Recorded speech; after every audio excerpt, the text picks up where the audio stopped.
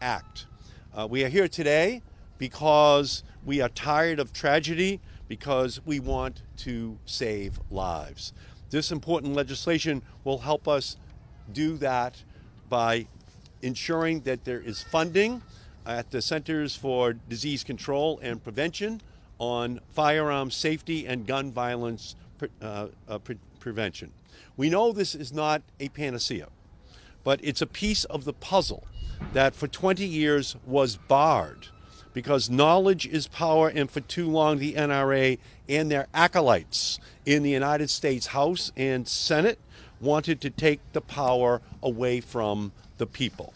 No one knows this better than the gun violence researchers and advocates who are here with us today, including Shannon Frateroli from the Johns Hopkins Center for Gun Violence Solutions and Greg Jackson from the Community Justice Organization, who will tell you just how critical funding for gun violence prevention research is in their life-saving work.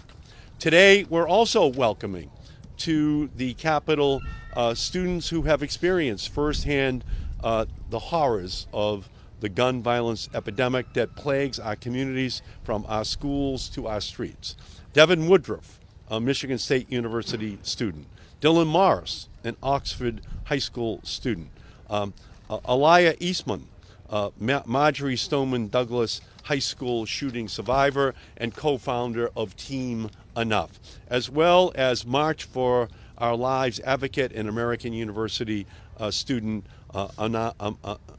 Anam Hussein. So far in 2023, Americans have witnessed and experienced the carnage of more than 130 mass shootings. Just this week, another mass shooting in Tennessee took the lives of 3 innocent 9-year-old girls and 3 adults. How many more lives must be lost before Congress is moved to act? How many more families must be torn apart? How many more communities must be shattered by the trauma of gun violence? We need a federal assault weapons ban now. We need universal background checks now. We need red flag laws nationwide now. We need to hold gun manufacturers accountable for their deadly products now. We need to keep guns out of the hands of dangerous people now. And we need to invest in the research to guide evidence-backed, data-driven solutions that will help save lives. But for more than 20 years, a rider to the 1996 Omnibus Appropriations Bill, the Dickey Amendment, blocked the Centers for Disease Control and Prevention, the CDC, our nation's top public health research agency, from conducting gun research, from conducting prevention research in our country. Putting blinders on our best researchers and avoiding the science that could help us stop gun violence never made any sense in the first place. For years, with the support of gun safety advocates, I have led the fight against this deadly self-imposed ignorance. In 2020, our perseverance finally paid off. Beginning in fiscal year 2020 through fiscal year 2023, we secured $100 million in gun violence prevention research funding at the Centers for Disease Control. But we shouldn't have to wage an appropriations battle every single year. In order to most effectively respond to our nation's gun violence epidemic and fill the data gaps caused by decades of inaction, we must authorize, increase, and regularize gun violence prevention research funding. With the limited money we've secured since 2020, the CDC has funded research to enhance our understanding of firearms injuries, develop innovative prevention strategies, and evaluate the efficacy of strategies to safeguard individuals, families, schools, and communities from firearm-related harm. Whether it is studying how to best implement extreme risk protection order laws or how to prevent firearm suicides, we must invest in this research, because by doing that, we will gain a better understanding of the root causes of gun violence and identify evidence-based solutions in order to prevent it. With the right funding, research at the CDC, we can help to bring an end to the epidemic of gun violence in the United States, a crisis that affects all Americans, regardless of age, race, or political affiliation. Our communities barely have a moment to mourn before gun violence takes the lives of more Americans. More children, more parents, more brothers, sisters, friends, mentors. These are statistics. These are people. It is time for us to act. For every single city and town across the country suffering from gun violence today, we must now work even harder. We put a assault weapons ban in place in 1994. It expired in 2004. By 1996, they were back again, the NRA, to put a ban on research. We now are doing that research, and we need more funding. So that's why we are here today, and that's why I am just so proud to be able to partner with the great Congresswoman from the state of Michigan, Congresswoman Slotkin. Welcome.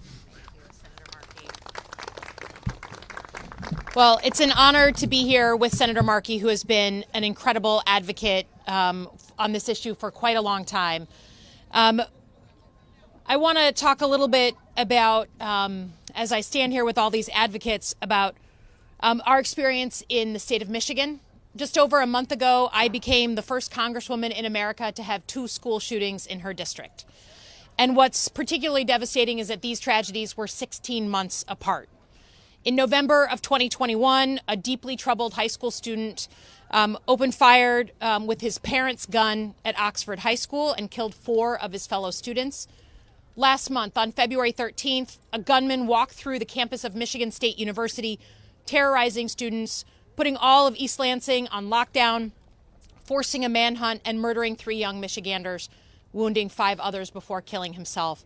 And on Monday, another mass shooting at an elementary school in Nashville, resulting in 6 deaths, including 3 9-year-olds. Gun violence is now the leading cause of death for people under 21. That's not politics, that is just fact. And while the news will move on from each shooting, take it from me, our kids and our families who are first forced to endure pain and trauma, that will stay with them for the rest of their lives. I've seen it firsthand at vigils and funerals, community meetings with students and teachers and first responders, the need for long-term counseling, and the fear of public places.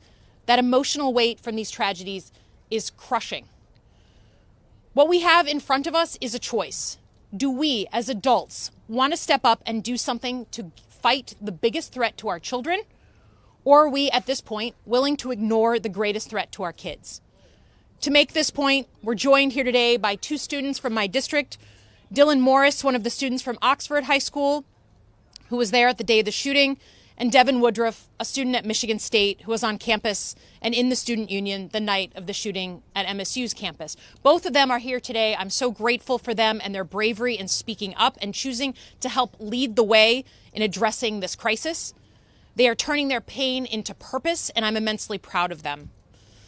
As a former CIA officer and Pentagon official, I want to be clear that preventing gun violence is a matter of homeland security. The job of anyone in Homeland Security is to protect U.S. citizens in the homeland, and the bill we're here to unveil today is part and parcel of protecting American citizens. Quite simply, the Gun Violence Prevention Research Act would help give the CDC the tools they need to study the root causes of gun violence and help shine a light on the steps we can take to make our communities safer. As a Michigander, I'm particularly proud that one of the academic institutions that does this very kind of critical research is the Institute for Firearm Injury Prevention at the University of Michigan. Now, the U.S. government has long studied and gone after the killers of children. The most clear comparison I can make today is on seatbelts and car seats in the 1970s and 1980s. Back then, the #1 killer of young children was car accidents. No seatbelts, no car seats. The CDC studied why. Why were so many children losing their lives in these car accidents? And the studies were fundamental to a U.S. physician-led push to mandate car seats and eventually seatbelts. With the help of that data from the CDC, we decided to go after the #1 threat to kids. And what we are announcing today is the very same thing. Our children are being traumatized and killed in their sanctuaries, and as you will hear, they are asking for our help. As elected officials who have sworn an oath to protect and defend the United States, I can think of no higher responsibility than to protect our children. This should not be a partisan or divisive issue. It is the job description of a U.S. representative. And while certain members of Congress here in D.C. have not yet gotten the memo, the ground is shifting on this issue. And Americans of all stripes, including and especially gun owners, hunters, sportsmen, are demanding basic gun safety measures that will help save the lives of their children. In Michigan, our state legislature is listening to the demands of the public for basic safety measures like universal background checks, safe storage laws, and extreme risk protection orders. We are poised to pass this monumental legislation in the next couple of months.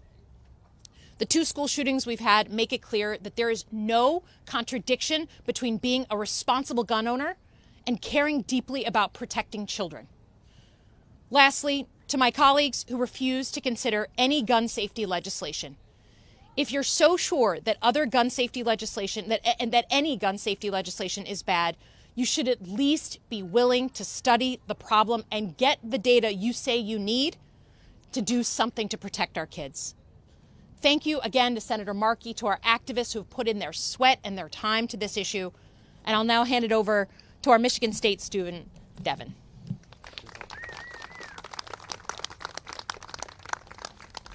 Thank you, Congresswoman.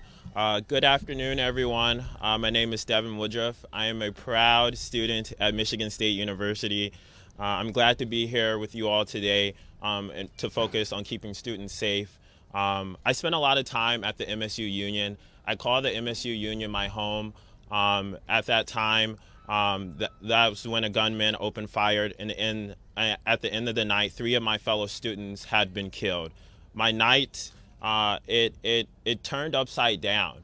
I ended up that night crying, not knowing what I was going to do that whole night. Ended up calling my mother, telling her I didn't know how I was going to move next. My home that I call the Union was effectively ruined by a gunman. The Union would never feel the same. It would never be the same. I wish that these tragedies happen less frequently, but as the news of Nashville on Monday showed, this is becoming more of a normalized part of life in the United States. And it's kids and students like me who are paying the price of the inaction of DC politicians who are, frankly, in my opinion, scamming us.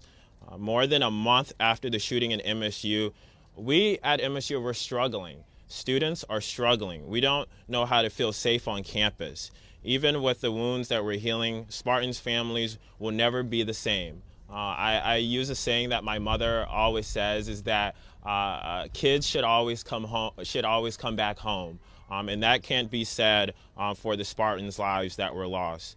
Gun violence is the leading cause of death for kids in America. And until we start treating this like a public health crisis, kids aren't going to feel safe in their communities and in their school. We can't settle for thoughts and prayers anymore. We need concrete action to help save lives, including bills that are talked about here today.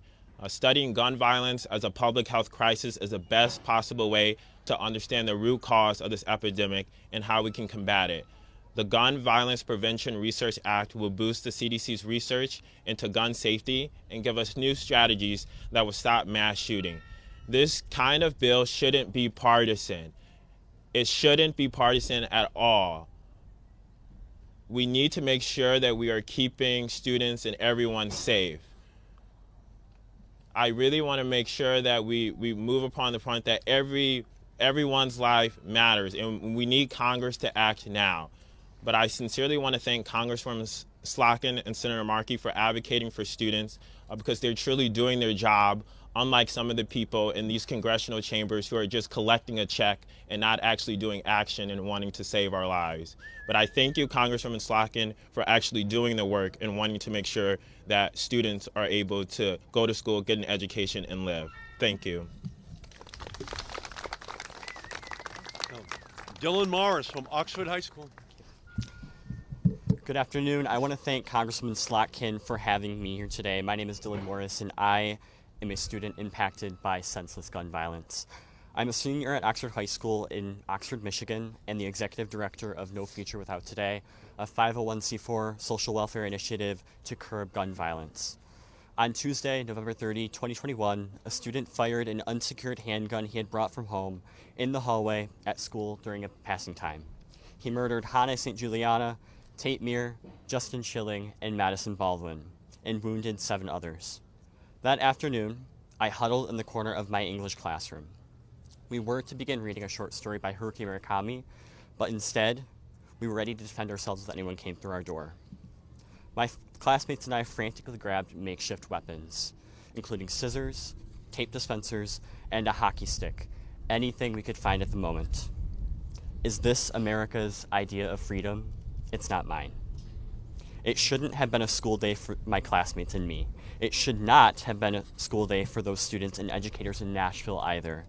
3 young children, and 3 adults were murdered at an elementary school on Monday. Many more were traumatized, and a community is now left shattered. Gun violence is the leading cause of death for children and teens in the United States. We need to move beyond thoughts and prayers and take bold action. We know that we need a universal background checks law, a national safe storage law, and a renewed assault weapons ban. But we also need research to finally address this as the public health crisis that it is. For decades, the lack of federal investment in research and data collection on gun violence, despite its increasing prevalence, has been failing communities around this nation. And as a high school student, I'm taught to use data and research to back up my arguments, but the federal government has made it impossible for states, community organizations, and researchers to adequately tackle this problem. The contents of the Gun Violence Prevention Research Act will help us create evidence-based solutions to this epidemic and save thousands of lives every year. And I ask the people in the building behind me who may not fully grasp the reality of what we're dealing with here to picture their lives without their children. Picture their lives without their loved ones, their spouse. Picture their faces on the news. Nobody is immune to the effects of gun violence anymore. I now personally know students and young people in Michigan who have survived 2 mass shootings. It's no longer a matter of if you'll experience the effects of gun violence, it's a matter of when. It's no longer, it's not permissible, it's not okay. And I'm grateful for Representative Slotkin and Senator Markey for leading this effort, and I urge members of Congress from both parties to help get this bill over the finish line so that we can start to treat this crisis with the seriousness that it deserves. Thank you. Thank you. Alea.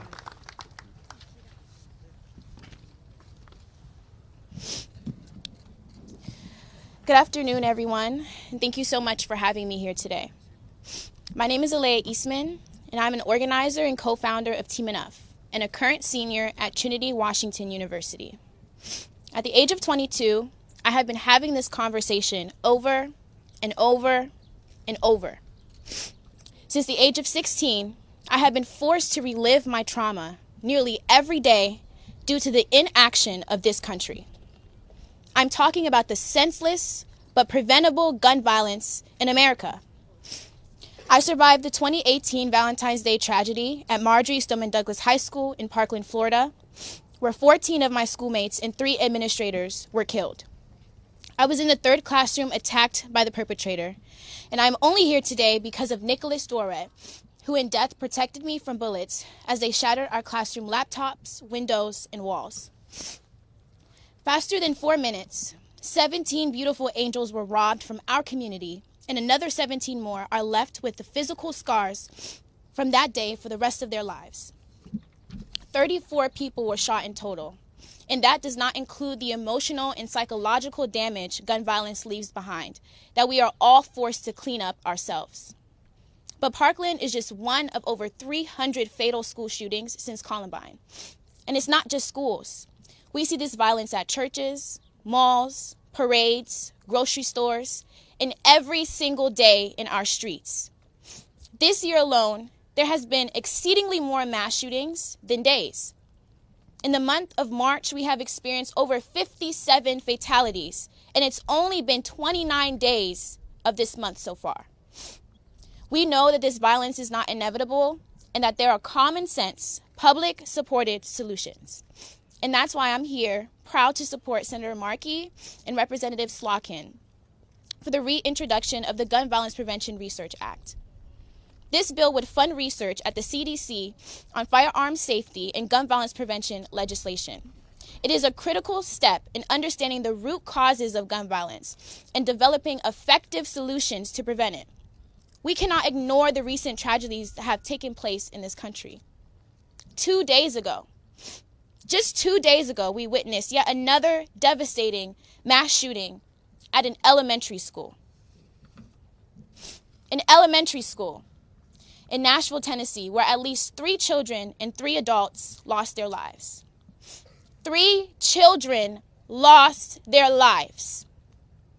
Evelyn Dykenhaus, Haley Scruggs, William Kenny, all at the age of 9 years old, in the place that they're supposed to feel the safest. Children are fighting wars in their classrooms with no protection. We have states like Florida that don't even want to arm us with books and knowledge. They are busy rejecting things like critical race theory instead of protecting children from shootings. The new purpose of school in America is death and trauma. Meanwhile, dangerous legislation is still being pushed through Tennessee and Florida, expanding permitless open carry for all firearms, including assault-style weapons. We know that that will not keep us safe. We cannot allow these reckless and stupid policies to continue. And we can't continue to let our leaders fail us. They failed those 3 9-year-old children. They are failing us. Failing children that are trying to learn. Innocent people are being slaughtered by weapons of war, and this country continues to do nothing about it. If our leaders cannot prioritize public safety and invest in research that will keep us safe from future tragedies, then they do not deserve a job.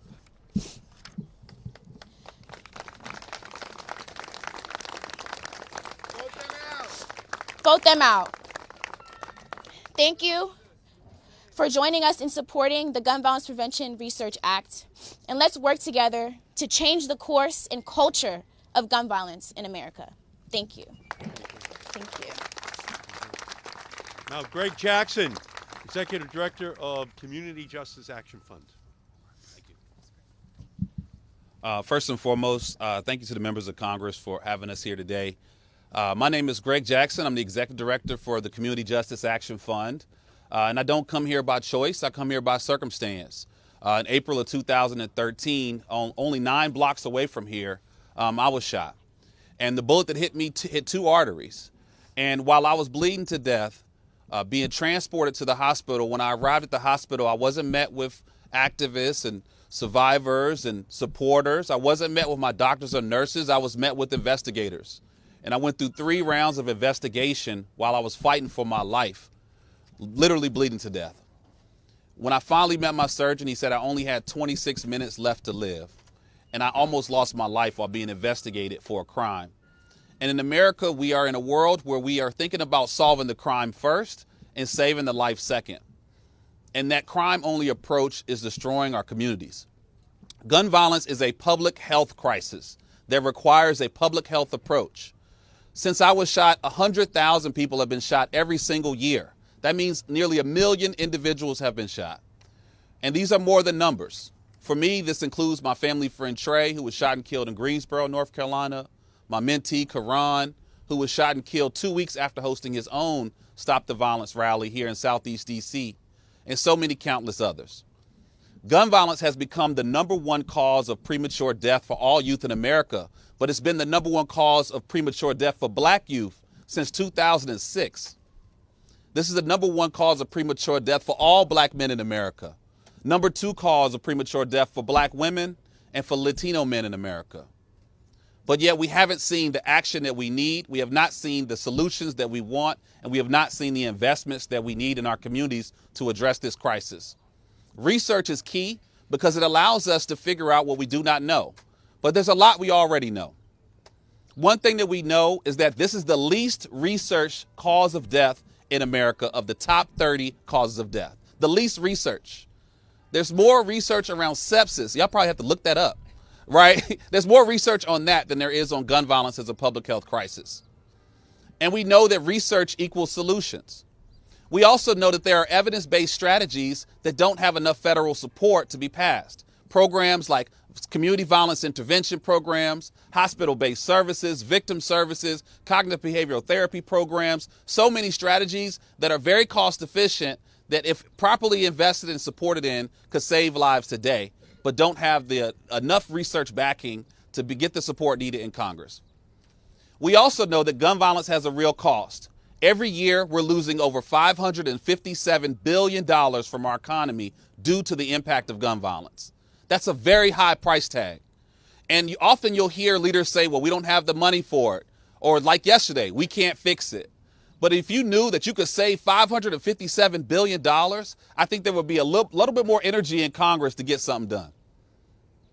There's a couple things that I really want to emphasize is that we have the solutions in our hands, but we don't have enough research or activism or urgency in Congress in order for us to get this done.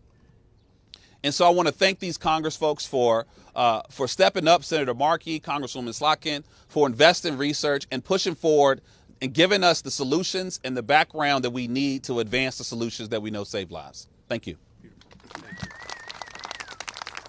Thank you. Next, we're going to hear from Shannon Frateroli, a researcher at Johns Hopkins University. Good afternoon, everyone. Senator Markey, thank you for having me here. Congresswoman Slotkin, thank you very much. I'm humbled to be here with this group today whose high school and college years have been punctuated by gun death and who have responded with such courage and determination. My name is Shannon Frateroli. I'm a professor at the Johns Hopkins Center for Gun Violence Solutions, where for more than 20 years I've used public health tools to develop, implement, and evaluate strategies designed to prevent gun violence. Up until recently, federal funding to support this type of work was almost non-existent. Efforts to identify solutions were limited to a small community of researchers supported by a dedicated group of private funders who were, quite frankly, outmatched by the sheer size and scope of gun violence in this country. Over the past 20 years, while federal funding has been out of the picture, more than 650,000 people have been killed by guns in the United States. They've died by suicide, they've died by homicide, including intimate partner homicides, and by unintended gunfire in communities all across this country. Many more survived being shot, but sustained life-altering injuries and untold trauma. Even more have lost loved ones to gun violence. Over the past 20 years, as the number of lives lost to gun violence has increased, I have watched year after year as talented early career researchers rise to meet the challenge that is gun violence prevention, only to turn away as they realize that without federal support for this work, the chance to make a meaningful impact is almost impossible. The absence of federal support for gun violence prevention research means that for decades, we as a country have missed opportunity after opportunity to understand the full scope of the problem and to study, refine, and implement informed solutions that could have saved countless lives. But times are changing. In the years since Congress began to support gun violence prevention research, missed opportunities are being replaced with funded research designed to make a difference. Both NIH and CDC have funded research projects that are up and running today. I know this because I'm the recipient of one such grant. And I know that the findings from this newly funded research will provide guidance to communities, local governments, state and federal agencies, and other service providers about how to reverse the upward trend in gun violence that has increased at an alarming rate since the pandemic began. To meet the challenge that is gun violence in the United States, we must continue to invest federal research dollars in order to make up for an entire lost generation of gun violence prevention research. Those investments need to continue if we are going to realize a future where high school and college students come to the nation's capital to celebrate their accomplishments and participate in democracy rather than mourn their classmates and loved ones and heal their traumas. I'm here to assure you that the gun violence research prevention community and the larger community of public health researchers are already rising to the challenge to identify solutions to our country's gun violence problem. Continued congressional support for that work is an essential step, and I thank you for your efforts to realize that goal. Beautiful. Thank you. Thank you so much. Next, we're going to hear from Anam Hussain. Welcome. Sorry. Beautiful. Hi, my name is Anam Hussain. I'm a student at American University, and I'm here today speaking on behalf of March for Our Lives. Firearms are the leading cause of death for children and teens in the United States. For students like myself, that means we have to live constantly in the shadow of America's gun violence epidemic. Often we are told by passive elected officials who aren't interested in saving lives that gun violence prevention policies do not work, even though they have been proven to save lives both abroad and in the U.S. This lack of initiative from elected officials is why there has been a complete underinvestment in research and data that surrounds gun violence in our country. Without up-to-date data on gun violence, apathetic officials can pretend gun violence is not our reality and they are helpless to solve this issue. That is why I am so grateful today to be here with real leaders and partners in this movement, Senator Edward J. Markey and Congresswoman Caroline B. Maloney, as they reintroduce the Gun Violence Prevention Research Act to fund research at the CDC on firearm safety and gun violence prevention. Funding for gun violence research is critical for our fight to end gun violence. Today is the 88th day of the year, and our country's already been through 129 mass shootings. The headlines from this past week read, Chicago shootings, 12 shot, 2 fatally, and weakened gun violence across city. Another reads, how to talk to children about school shootings after 6 people were killed in the Nashville shooting. 2 children orphaned by gun violence in Louisville over the weekend. And this is only to name a few. This is the United States' current reality, but it doesn't have to be this way. CDC research on gun violence prevention will help us build out evidence-based solutions, and it's one tool in our fight to end gun violence in the U.S. and change our nation's reality. Thank you. Thanks so much. Senator Markey had to run and vote. He's on his way back, but we're happy to take questions from the press for any of our speakers who are up here today. Thanks for coming. Question for you. Why do you think a public health approach is the right approach to take with gun violence? Well, first of all, I mean, as you've heard, when something is the number one killer of young people under 21, I think it deserves to be researched and understood in a scientific way, and particularly to get at the root causes. But secondly, I think the public health part of it is obvious when you see, particularly in urban settings, the way that you'll have 1 person shot and then 3 people shot and then 5 people shot. It's similar to a public health risk that you might see coming from disease or illness. And particularly in communities that have long dealt with gun violence, there's a pattern to some of these things, particularly in retributive violence. So I think that there's an obvious connection to science and to understanding that is an issue, because my peers are constantly saying, well, this piece of legislation isn't going to work, or this piece of legislation isn't going to get at it.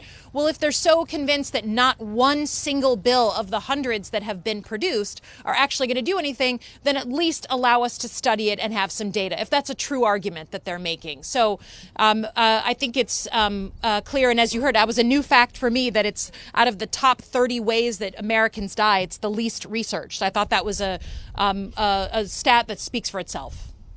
Yeah. What else? No, I'm sure. Good clap. Thank you. Yes, sir. What's the message to Congressman like Tim Burchett, who said we're not going to do anything to stop school shootings? It's not hard to understand when the #1 killer of children under 21 is gun violence, and legislators who are elected refuse to talk about gun violence. That's not a hard equation to understand. That means that they are so scared of their base. They are so scared of being primaried from their right. They are so scared of losing the privileges of this job that they would rather ignore it, wait for the cameras to go away, and live another day than do something to protect children. And as someone who, just like these guys, swore an oath to protect and defend the U.S. Constitution, it is at this point, for me, dereliction of duty for these folks to refuse. And I'm not saying we have to agree on every single bill. That's not what this place is about. This place is about debate and negotiation and compromise. But they refuse to come to the table.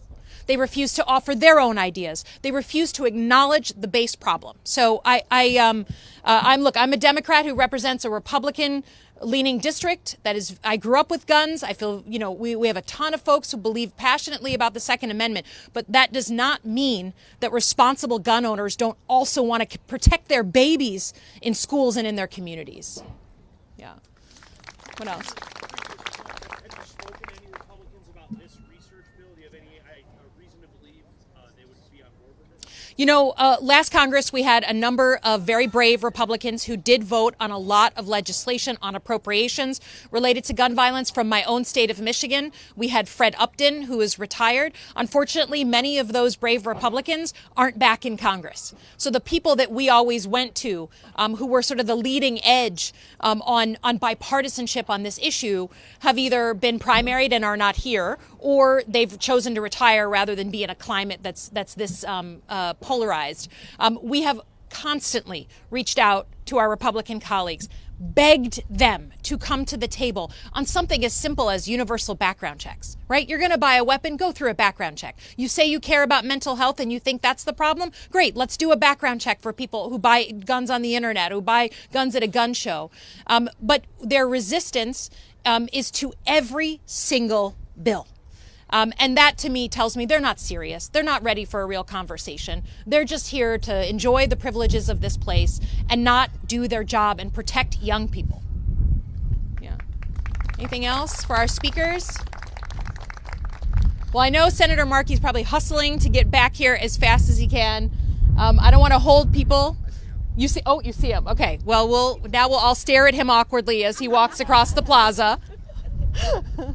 And he's doing his duty. He's doing his job to vote. And we'll see if there's any questions for the senator. How can people get involved? Well, let me ask the other organizations here to come up and speak and talk about how to get involved. All right. Hey, so first things first, if you want to get involved with Community Justice Action Fund, you can follow us at CJ Action Fund, www.cjactionfund.org. We also have a really important research project called the City Violence Prevention Index Report, where we looked at the top 50 cities most impacted by violence and assessed what are they investing in to address violence beyond policing. And we're seeing that a lot of cities are not investing in trauma centers and trauma care. They're not investing in access to resources. They're not implementing anti-bullying policy. So we encourage you to look at that report to learn more about the strategies and what we're trying to build on with this research.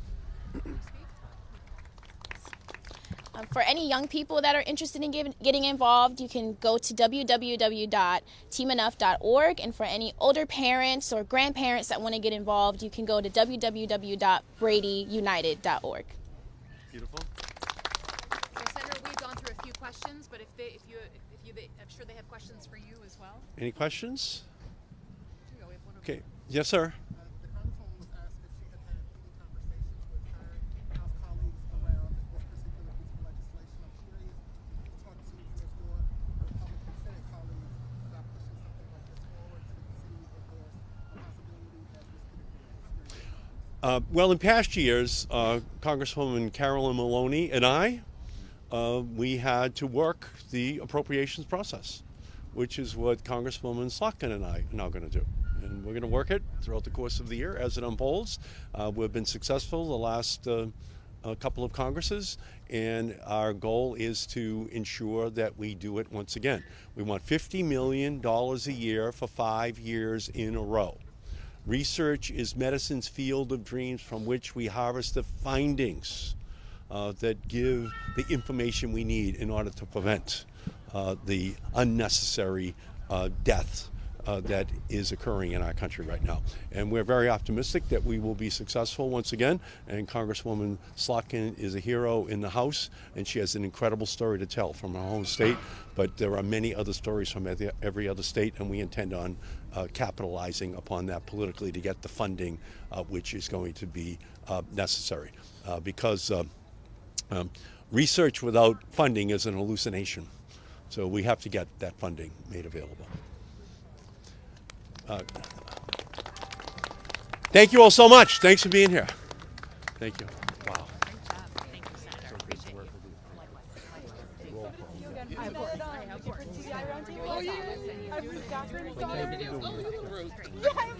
you.